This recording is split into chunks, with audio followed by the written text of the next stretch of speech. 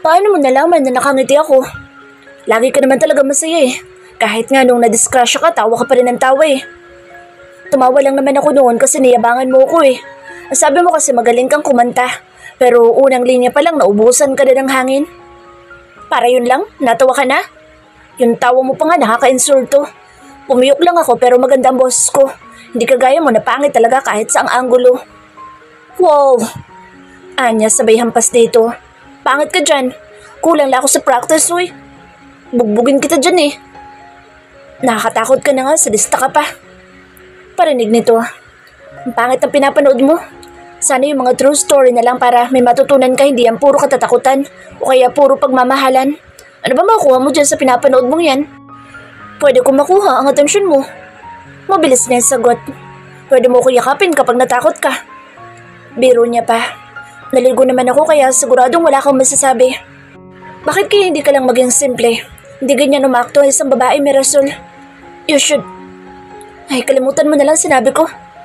Yung mahinin ba? Yeah. Gusto mo ba maging mahinin ako? Yun naman ang dapat, hindi ba? Kung umakto ka kasi, para kang mangkukulam na sanggano. Hindi lahat ng babae ay mahinhino. Yung iba, wild sa sex. Yung iba, grabe kung manamit dahil halos kita na ang panloob. Yung iba naman, namimikot para lang makuha nila ang taong gusto nila. Ay, porke hindi mahinin, gagawa na ng masama. Huwag mo kong husgahan basta sa nakikita mo dahil hindi lahat ng nakikita ng mga mata mo ay totoo. Makahulugan niyang sabi. Kung masama akong tao, edi sana hindi kita binigyan itong kinakain ko ngayon. Alam nga naman nagayahin mo pa sila. Kapag alam mo na hindi na magandang tingnan, huwag mo nang gayahin. Seryosong seryoso ito habang pinapangaralan siya nito na akala mo'y nakatatanda niya itong kapatid. Maraming babae ang napapahamak dahil sa maling aksyon nila. Kaya ikaw, wag na wag mo silang gagayahin lalo pat may mga kapatid ka pa. Hindi na niya maintindihan ang pinapanood niya dahil ang buong atensyon niya ay nakatuon na lang kay Kevin. But hindi mo na lang kaya dalhin dito ang mga kapatid mo? Ayos lang ba sa'yo na dalhin ko sila dito? Para sama-sama kayo magkakapatid. Pero ayaw ko na gumawa kayo ng mga hindi ko magugustuhan dahil alam mo na masama ako magalit. Bakit ang bait mo ngayon? Alam mo, parang hindi ikaw nagsasalita ngayon. Napansin ko lang, simula nung gumanda ako, bumait ka na rin. Nakakapagtaka ka. Konti na lang, iisipin ko na may pagtingin ka na sa akin. Nagmamalasakit lang may pagtingin agad. Hindi ba pwedeng kinikilala lang kita ng gusto kagaya ng gusto mo? Isa lang masasabi ko sa'yo, I am not a bad person. Sometimes I lied, but what you see is the real personality of Mirasol Hope. Hindi ko kayang ubusin itong ice cream na ibinigay mo. Pag-iiba nito, ibalik mo na lang ito sa ref. Sige, ganoon din ang kanya. Hindi niya rin kayang ubusin dahil hindi naman talaga kasi siya mahilig sa matatamis. Kinuha niya ang ice cream nito saka siya lumabas ng pinto para ilagay sa ref ang ice cream nilang dalawa ni Kevin. Naisipan niya rin na huwag nang bumalik sa kwarto nito. Sa halip ay doon na siya dumiretso sa kwarto niya. Naalala niya kasi sinabi nito na dapat daw ay baguhin niya ang kilos at pananalita niya. Kung tutuusin pwede na siyang umuwi sa lugar nila dahil napatunayan niya na hindi naman talaga babaero si Kevin. Kaya lang, hindi niya magawa. Kapag umalis na kasi siya, ay siguradong mamimiss niya ito. Kung aalis man siya, aminin niya muna dito na hindi naman talaga siya mangkukulam. Alam niya kasi na yun ang dahilan kaya iniiwasan siya nito paminsan-minsan. Bakit malungkot ka? Tanong niya kay Kevin na makita niya itong nakaupo sa kama nito habang nakayuko. Diba dapat masaya ka ngayon? Birthday kasi nito ngayong araw, kaya siguro ito malungkot ay dahil iniisip nito na hindi darating ang mga kaibigan nito. Ang totoo niyan, hindi siya natulog magdamag. Ganoon din ang mga kaibigan nito dahil naghanda sila na isang simpleng salo-salo para kay Kevin. Tanawagan niya si Tita Margarita pero napag-alaman niya na nasa Amerika pala ang ginang kaya silang 5 lang ang magse-celebrate ngayon kung sakali. Maligo ka? Labas tayo? Tapos na kasi siyang maligo at nakabihis na rin. Ito na lang ang kulang para masimulan na nila ang party. Sinabi niya kina Mateo, Genesis at Aaron na huwag muna magpapatugtog para hindi makahalata si Kevin. Napatitig ito sa kanya. Halatang malungkot ang mga mata. Bilis na! Tinatamad akong lumabas, Mirasol. Mas gusto ko pang matulog kasi lumabas ng bahay. Dalian mo na, maligo ka na. Pamimilit niya pa.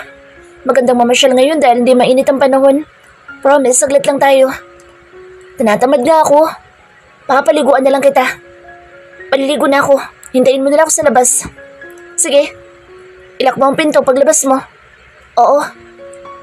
Tamad na tamad itong humakbang papunta sa banyo nito.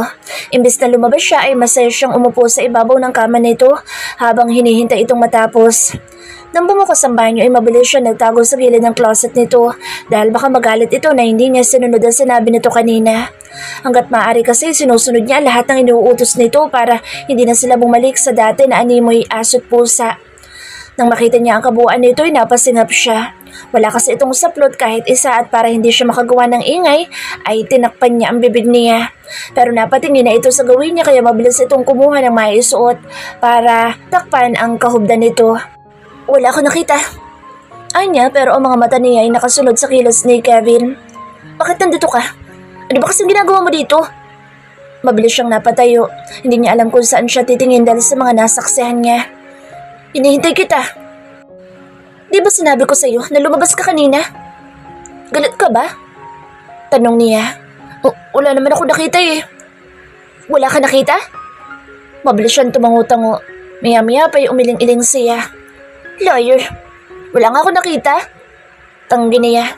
Sa labas ng bintana kaya ako nakatingin kanina. Sa tingin mo ba maniniwala ko sa'yo? Ba't ang laki ng ari na lalakon to? Saan ba ito ipinaglihi ni Tita Margarita? Sa kalabaw-baw sa kabayo. Nakakakilabot. Tinampal nito ang noon niya kaya napabalik sa kasalukuyan ang iniisip niya. Wala nga ako nakita talaga. Aamin naman ako kung meron eh. Tsaka hindi ko naman makukuha yan kung sakaling nakita ko nga. Nang hindi ito sumagot ay napatingin siya sa mukha nito. Promise, wala talaga ako nakita. Tigilan mo nga ako. Ano akala mo sa akin? Hindi kita nahuli na nakatitig sa ari ko kanina? Napasuluyap lang. Pagkakaila niya. At saglit na saglit lang yun. Anyway, tara na. Labas na tayo. Pwede naman natin kalimutan na lang ang mga nangyari eh. Naon na siyang humakbang palabas at nagkunwari na hindi big deal sa kanya nakita niya. Sumunod ka na lang sa labas ha. Dalian mo. Pagdating niya sa ibaba ay ang lakas ng kabog ng dibdib niya. First time na makakita siya ng ganoon sa personal at sa boss niya pa. Hindi naman niya yun sinadya kaya wala siyang kasalanan. Mabuti sana kung sinadya niya ito. Nasilipan. Hindi naman. Hindi naman siya ganoon dahil dalagang Pilipinas siya. May konting harot pero hindi ganoon katindi. Tara na. Nagulat siya na magsalita ito sa tabi niya. Kahit nagulat siya, agad siyang nagpreno para ngitian ito. Hindi naman kasi yun big deal sa kanya. Hindi talaga. Oh, bakit namumutla ka? Ha? Ba't naman ako mamumutla? Ewan ko sa'yo. Siguro dahil nakita mo ang... Wala nga. Singhal niya. Wala nga ako nakita eh. Hindi ko na nga matandaan kung ano itsura ng... basta. Wala ako nakita. Period. Gagawin mo pa ako manyakis. Manyakis ka naman talaga eh. Dati pahaplos-haplos ka lang. Ngayon iba na dahil sinalipan mo na ako. Tama ba yun? Shh. Huwag ka na maingay. Baka may makarinig sa sinabi mo, isipin pa nila na totoo. Halika na nga. Inawakan na niya ang kamay nito kaya napatitig ito roon at pagkatapos ay pinaningkitan siya nito ng mga mata. Oh, bakit? Hawak lang naman to ah. Kulang na lang gayain mo kung mag-sex tayo. Usal nito habang naglalakad sila kaya pinandilatan niya ito ng mga mata. Bastos? Ako, bastos? Ni wala nga akong ginagawa na kahit na ano sa'yo pero ikaw nakakarami ka na sa akin. Mabuti na lang naging lalaki ako. Dahil kung naging babae ako, ay baka matagal mo nang nakuha ang puri ko. Hindi ko yan makukuha kung hindi mo ibibigay ng kusa. Hindi ko naman talaga sinadya yung kanina. Pero kung makapagsalita ka, parang kinuha ko na ang lahat sa'yo. At wala akong itinira. Nang matanaw nito ang tent sa di kalayuan, ay napahinto ito sa paglalakad kaya ganoon din siya. Ano yun? Ba't may tent doon? Takang tanong nito pero mabilis niya itong hinila papunta doon dahil kanina pa naghihintay ang tatlo nitong kaibigan. Happy birthday, dude! Bati na Mateo sabay paputok ng lobo kaya nagulat sila. Sina Genesis at Aaron naman ay kumakain na pero nung makita sila nito ay sabay na tumayo ang mga ito. Ba't nauna na kayong kumain? Tanong niya sa dalawa. Sana hinintay niyo muna kaming dumating. Ang tagal niyo kasi dumating eh. Gutom na kami kaya sumubo kami ng konti. Paliwanag ni Genesis. Who did all of this? Tanong ni Kevin sa kanilang lahat. Tulong-tulong kami lahat. Pero si Mirasol talaga ang pasamuno. Pera niya rin na ginamit niya para mailuto ang mga gusto mo. Sinabi namin sa kanya kung ano mga paborito mo kaya yun ang binili niya. Wala pa nga tulog yan eh. Actually, wala pa kaming tulog para magawa itong surpresa na ito. Ang tanong, na-surprise ka ba, dude? How much did you spend? Tanong nito sa kanya. Bakit? Babayaran mo? Tumango ito. Di na kailangan. Marami naman akong pera eh. Paano ka nagkapera? Akala ko ba wala kang pera? Binayaran kasi ni Sir Mateo. Ganun ba kalaki ang utang niya sa'yo? Oo. Tama na muna ang daldalan. Ihipan mo na muna itong kandila dito sa cake mo. Wika ni Aaron na hawak-hawak na ang cake ni Kevin. Make a wish first. Tumingin muna ito sa kanya bago nito inihipan ang kandila sa ibabaw ng cake nito. Happy birthday! Nakangiting bati niya. Happy birthday, dude! Malakas na bati ng tatlo na pasigaw sa tinig. Kain na! Nilapitan ni Mateo si Kevin. Di ka ba iiyak, dude? Gusto ko makita kitang umiiyak kaya umiyak ka na. What am I? An idiot like you? Ba't kailangan ko umiyak? May patay ba? Kalma! Huwag mo sabihin na aawayin mo ko ngayon. Umabsent ako sa trabaho para lang sa'yo dahil mahal kita. Kiss mo na lang ako para mawalang antok ko. Puyat ako eh. Ikaw sapakin kaya kita. Ang arte mo talaga. Mabilis na hinalikan ni Mateo ang labi ni Kevin, kaya nagtawanan silang tatlo. Shit! You're dumb, grass! Sigaw ni Kevin habang dumudurat kalaunay pinunasan ang bibig nito.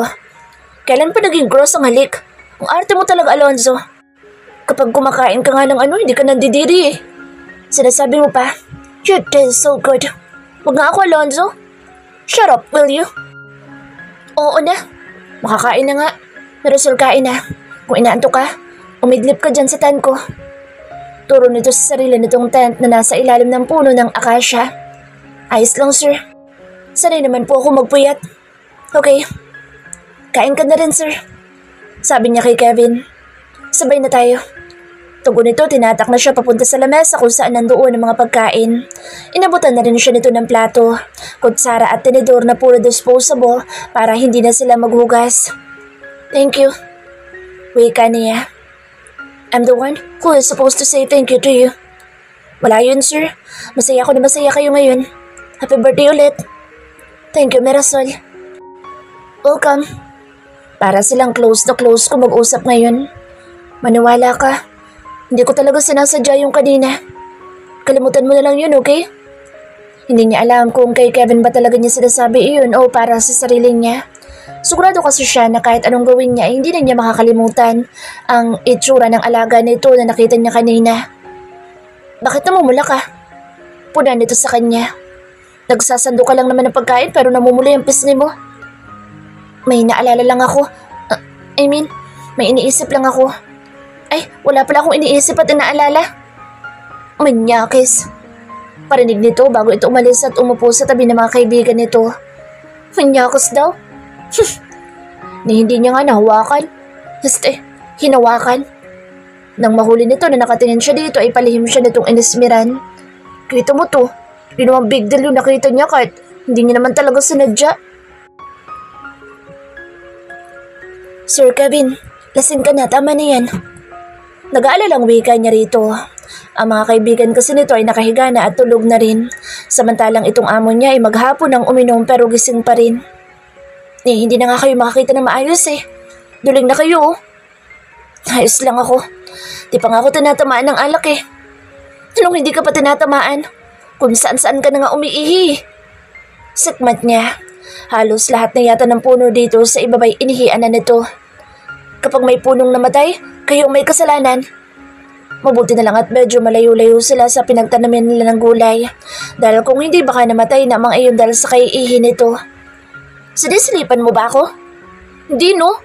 Nakatalikod kang umiihi, kaya paano kita masisilipan? Hinatak nito ang damit niya kaya napaupo siya sa bakanteng upuan na kaharap nito. Bakit ba lagi mong pinupunteriya itong pagkalalaki ko ha? Anong pinupunteriya? Aksidente ko lang na nakita yun tapos sasabihin mo pinupunteriya? Alam nyo, lasing na po kayo, kaya tumigil na kayo sa pag-inom dahil siguradong pagkagising nyo bukas, masakit yung ulo nyo. Wala to. Kahit isang linggo kong uminom, kaya ko sarili ko. Matibay po pala kayo? Mabuti at hindi pa bumibigay ang liver nyo sa kayang kidney nyo. Halatang lasing na ito pero ipinagpipilitan nito na hindi pangaraw.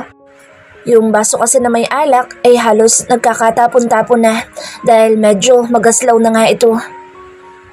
Matibay kasi ako tapos matapang pa.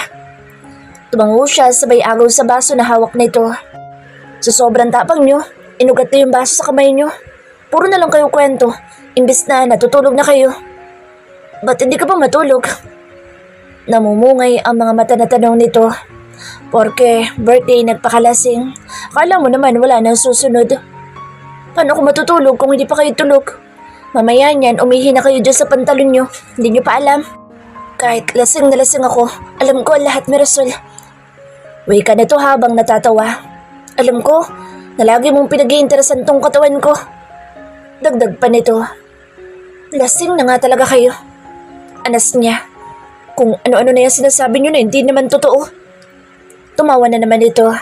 Ibang klase pala ito kapag nalalasing dahil medyo nababaliw pala talaga ito.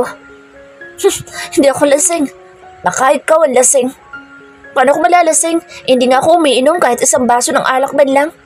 Alam nyo, kung saan ako nalalasing? Diyan po sa mga sinasabi niyong paulit-ulit na akala nyo naman napaksama akong babae. Masama ng konti, oo, pero hindi naman ganoon kasama talaga. Naantok na ako. Napabugo siya ng hangin. Salamat naman kung inaantok na kayo. Ika na po kayo. Tumabi na po kayo sa mga kaibigan nyo para pare-pareho na tayo makatulog. I don't wanna sleep here with them. I want to sleep in my room. Pahayag nito habang umiiling-iling. Gusto kong maligo bago ko matulog. Bukas na kayo maligo. Kung kailan naman pinapatulog ko kayo, saka naman ang dami nyong naiisip na gawin. Pambihira. Matulog na. Para siya nag-uutos sa bata ngayon. Naligo naman na kayo kanina, kaya ayos na yun. Umiling-iling ito sabay tayo. Sa bahay ako matutulog. Bugbugin ko kaya kayo para makatulog na kayo. Ano? Sabi ko, tara na. Umuwi na tayo para makaligo na kayo. Nakairap niyang sabi sa makulit na taong katabi niya. Nang tumayo ito'y mabilis niya itong inalalayan dahil kung hindi niya gagawin iyon, ay baka masubsob ang uso nito sa lupa. Okay, let's go. Tugon nito. Huwag mo na akong alalayan. Dahil lasing ako. Baka mamaya may hawakan ka na naman. Huwag ka nga maarte. Di mo na nga kaya yung sarili mo, nag-iinarte ka pa. Pagalit niya sabi dahil pilit siya nitong itinutulak. Yung mga kaibigan mo kanina patulog pero ikaw, ang dami mo pang seremonya. Pagdating nila sa bahay nito, ipinasok niya ito sa banyo mismo. Dahan-dahan dahil baka mabago ka. Ay nako. Kaya ko na. Salamat. Dito lang ako. Anya habang nasa hamba ng pinto. Panunuorin mo ako habang naliligo? Oh, bakit? Nakita ko na rin naman na yan ah. Napapikit siya na bigla siyang madulas. Lalabas na pala ako. Siya na rin mismo nagsarado ng pinto sa banyo nito. Ingat ka, dahil baka madulas ka dyan, sir. Pasigaw na paalala niya rito. Habang nasa banyo ang amo niyang lasinggero ay ikinuha na niya ito ng maisuot sa closet nito. Para paglabas nito ay magbibihis na lang ito. Nang maikuha na niya ito ng maisuot, ay humiga muna siya pansamantala sa kama nito. Lalabas na lang siya kapag nakita niya na nakahiga na ito habang tulog. Isang oras na mahigit ay hindi pa ito lumalabas kaya naman pinuntahan na niya ito sa banyo. Naiwan sa ere ang kamao niya na eksaktong bumukas iyon kaya nagkagulutan silang dalawa. Ang tapos nito sa bewang ay nabitawan nito kaya sa pangalawang pagkakataon ay nakita niya sa malapitan ang ari nito pati ng dalawang itlog na nakadikit dito. Ang laki. Anas niya dahilan para takpan nito ang mga mata niya imbis na damputin ng tuwalya at takpan ng kahubdan nito. Huwag mo nang takpan itong mga mata ko dahil nakita ko na naman na. Wala ka nang may tatago sa akin. Itiwan mo na ako. Ano ka ba? Binitawan naman siya nito at agad na dinampot ang tuwalya at patakbong pumunta sa closet nito. Ikinuha na kita na maisuot. Nguso niya sa mga kasuotan na ipinatong niya sa ibabaw ng kama nito. Paano nga pala lumaka ang mga yan? May iniinom ka bang vitamins? Kailangan mo ba talaga itanong ang bagay na iyan? Di ka ba nahihiya? Ikaw nga dapat mahiya sa akin dahil pangalawang beses mo na ibinabalandra yan sa harapan ko eh. Katwiran niya. Umiga na ito sa ibabaw ng kama nito sabay hablot ng kumot at itinakip sa buo nitong katawan. Mabuti naman at hindi na ito mukhang lasing. Pwede ko bang hawakan yan? No, you can't. What the hell are you saying? Lumabas ka na nga. Natataranta nitong sabi na akala mo'y nakakita ito ng halimaw na hayok sa laman. Nginisaan niya ito. Wala namang mali siya. Ipinakita mo na rin naman kaya ipahawak mo na rin. Ayoko. Dali na. Matutulog na ako kaya lumabas ka na. Nakakatakot ka. Sinasaliban ka ba? Nang dahan-dahan siyang humakbang palapit dito ay yun naman ang pag-atras nito. Ako lang to kaya huwag kang matakot. Wala namang makakaalam kung hahawakan ko yun, di ba? Hindi niya alam na sa ganitong paraan pala mawawala ang kalasingan nito. Saglit lang naman. Yun bang dampi lang? Mirasol, ano ba nangyayari sa'yo? Okay ka naman kanina, di ba? Matulog ka na dahil sa puyat yan kaya kung ano-anong gusto mong hawakan. Kanina ito ang makulit. Pues oras naman niya ngayon. Hawak nga lang. Ayoko nga eh. Bigla ito lumundag pababa sa kama sabay takbo palabas kaya natawa siya. Ayaw pang ipahawak, inakita na rin naman niya. Sa tingin ba nito seryoso siya? Yun nga sa mga alaga nila mga hayop, hindi niya tarangkang hawakan. Yun pa kayang alaga nito? Saan kayo matutulog ang lalaking yun? Sa guest room kaya? Sa library? Total, lumabas na rin naman na ito kaya napagpasyahan niya na dito na lang matulog sa kwarto nito. Kanina ay antok na antok siya pero ngayon ay biglang nawala na para bang hindi siya nagpuyat magdamag kahapon. Nawala na dahil kay Kevin na takot manyakin. 2 oras muna yata ang pinalipas nito bago ito maingat na pumasok. Kaya naman mabilis niyang ipinikit ang mga mata niya at nagkunwari na humihilig pa. Salamat naman na tulog na siya. Narinig niyang usal nito. Bakit kaya interesado ito sa alaga ko? Ba't ba gustong hawakan ito ng mangkukulam na to? Para ano? Para patayuin niya ito ng patayuin? No, that will never happen over my dead body. Mahina lang pagkakasabi nito pero may diin. Hindi na talaga pwede to. Hindi na to tama. Hindi niya naramdaman na humiga ito sa kama pero ramdam niya na nasa malapit lang ito.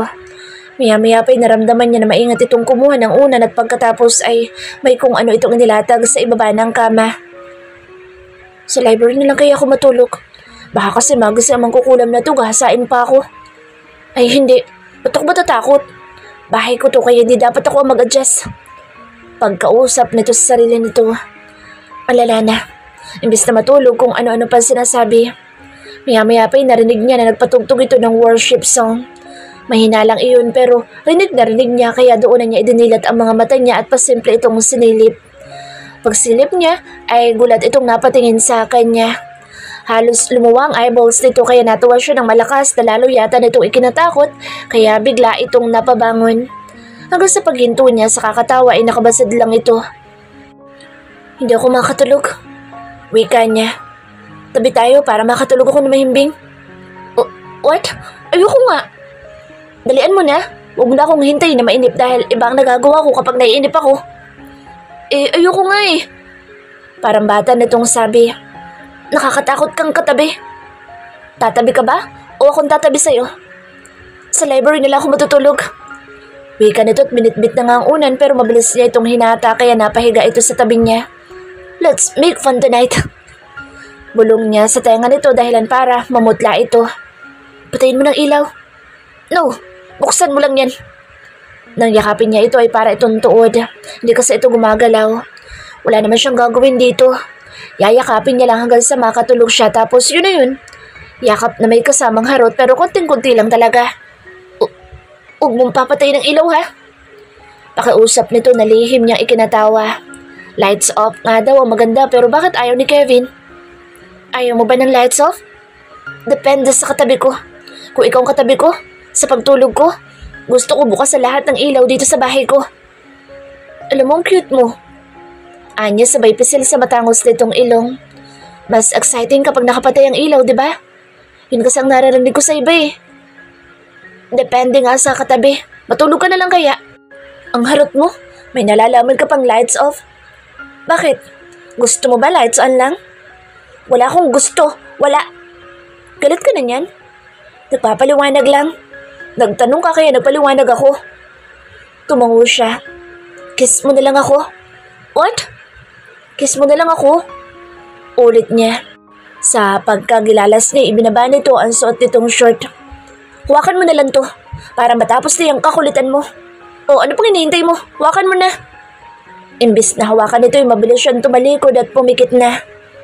Ngayon na binibigyan kita ng karapatan na hawakan ito, saka ka matutulog. Hawakan mo na, dahil hinihintay ka na niya. Shh! Tama na, awat na, matutulog na ako. Wika niya habang nakatalikod. Matulog ka na rin. Good night. Di pa ako inaantok. Narinig niya ang sabi nito. Walang matutulog ngayon. Basta ko, inaantok na ako. Kung ayaw mo pong matulog, magpatulog po kayo. Naisip ko kasi, na ba't hindi nga naman kita pagbigyan sa gusto mo? You can turn up the light. Then hold this hanggang sa magsawa ka. Alam ko naman kasi na yun ang gustong gusto mong gawin eh. Siguro naman, hindi mo na ako kukulitin kapag ipinahawa ko na ito sa'yo. What do you think? Naantok na ako. Saka na lang siguro, sir. May pa-sir-sir kapag nalalaman. Natatawa siya pero pinigilan niya ang sarili. Sir mo tapos pinagnanasaan mo? Ikaw lang naging empleyada ko na mas manyakas pa sa manyakis. Hindi niya alam kung nakababa pa rin ang short nito o itinaas na. Ayaw niya kasi itong lingunin dahil baka magpaalam na siya sa virginity niya nang wala sa oras. Sir Kevin, tulog na po kayo. Good night po. Sweet dreams. Itago niyo na po yan. Baka po malamigan pa yan. Kumutubad ako matutulog para hindi ka na mahirapan. Kunwari ka pa. Sabi nito na naging dahilan para mapakagat labi siya. Nauna siyang nagising kesa kay Kevin. Nang mapalingon siya dito ay nanlaki ang mga mata niya nang makita niyang hanggang ngayon pala ay nakalabas pa rin na isang bagay na ipinakita nito sa kanya kagabi. Ibig sabihin ba nito hindi nito itinaas ang suot nito? Pati na ang brief? Hindi ba nilalamig ang ano nito? Itaas mo ang short niya, Mirasol. Magdahan-dahan ka lang para hindi siya magising. Bulong ng isipan niya. Wala ka naman masamang intensyon kaya walang kaso yan.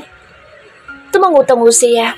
Sabay hinga ng malalim bago umusod papunta sa gitnang bahagi ng katawan nito para itaas ang short ng lalaking mahimbing na natutulog. Mirasol, dahan-dahan lang para hindi siya magising. Paalala niya sa sarili. Pagmamalasakit ang tawag dito at hindi pang mamanyak, kaya huwag kang kabahan. Napasigaw si Kevin nang bigla itong magising, sabay tapik sa kamay niya.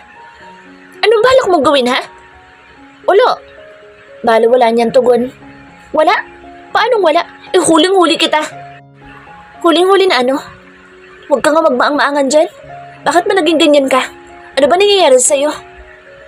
Ako na nga ito nagbalasakit, ako pa itong napasama.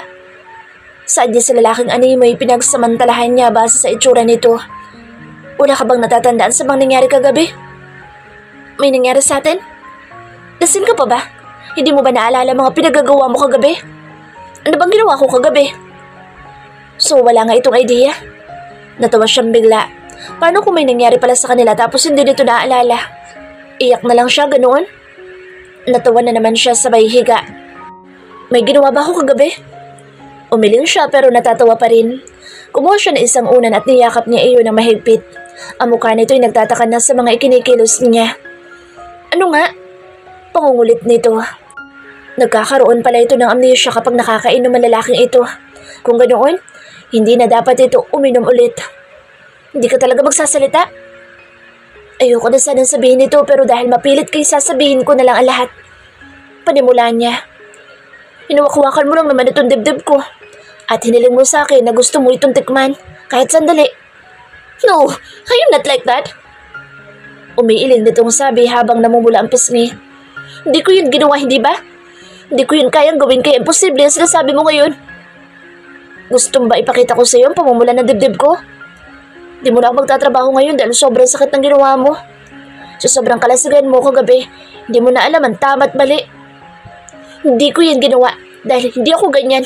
My goodness, you're lying, Mirasol. Ba't naman ako magsisinungalin?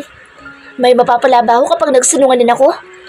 Sana pala binidyohan kita para may ebidensya ako eh. Imposible talagang gawin ko ang bagay na yun. Wika nito na ngayon ay sinasabunutan na ang sarili na tila ba pinipilit din itong alalahanin ang lahat pero wala naman itong maalala. Malamang hindi ako yun. Siguradong imahinasyon mo lang ang lahat. Kalimutan na lang natin ang mga nangyari. Wika niya. Ang mga ganoong bagay hindi na dapat natin pinapalaki pa. Hindi nga rin ako makapaniwala na magagawa mo yun eh pero dahil nangyari na, naniniwala na ako. Hindi mo ba ako inutusan na gawin yun? Tanong nito. Halos mapunit ang bibig niya sa kangingiti dahil sa mga tanong nito. Umiling siya. Bakit naman kasi kinulit mo ako ng kinulit kagabi kaya ako nagawa yun? Umiling ulit siya. Shit, I need to take a shower to remember everything. Nito sabay tayo at nagmumura habang papunta ito sa banyo. Ba't wala akong maalala? Ayos lang yan. Pasigaw niya sabi sa lalaking problemado. Hayaan na natin yun, sir.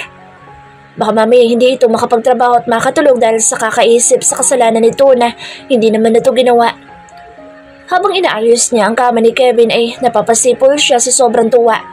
Akala niya yung kaibigan niya lang sa probinsya ang ganoon, pati pala ang amo niya. Nang may ayos din niya ang kama nito ay humakbang na siya palabas dahil baka may makita na naman siya na kung ano, lalo pat naliligo ito. Paglabas niya ay doon siya dumiretso sa kwarto niya para humiga dahil inaantok pa siya. Dahil maghapon nga siyang walang tulog kahapon. Sigurado din siya na hanggang ngayon ay tulog pa sa tent si Mateo, Aaron at Genesis. Puyat din kasi ang mga ito kagaya niya kaya kahit matulog siya ulit ay alam niyang maintindihan siya ni Kevin. Pag uwi ni Tita Margarita sa susunod na linggo ay sasabihin niya dito ang lahat. Sasabihin na rin niya na uuwi na siya sa kanila kaya ititigil na niya ang pagpapanggap na isa siyang mangkukulam. Matagal-tagal na rin kasi nilang niloloko si Kevin kaya naman gusto na niya itigil ang lahat bago pa man siya mabuking nito.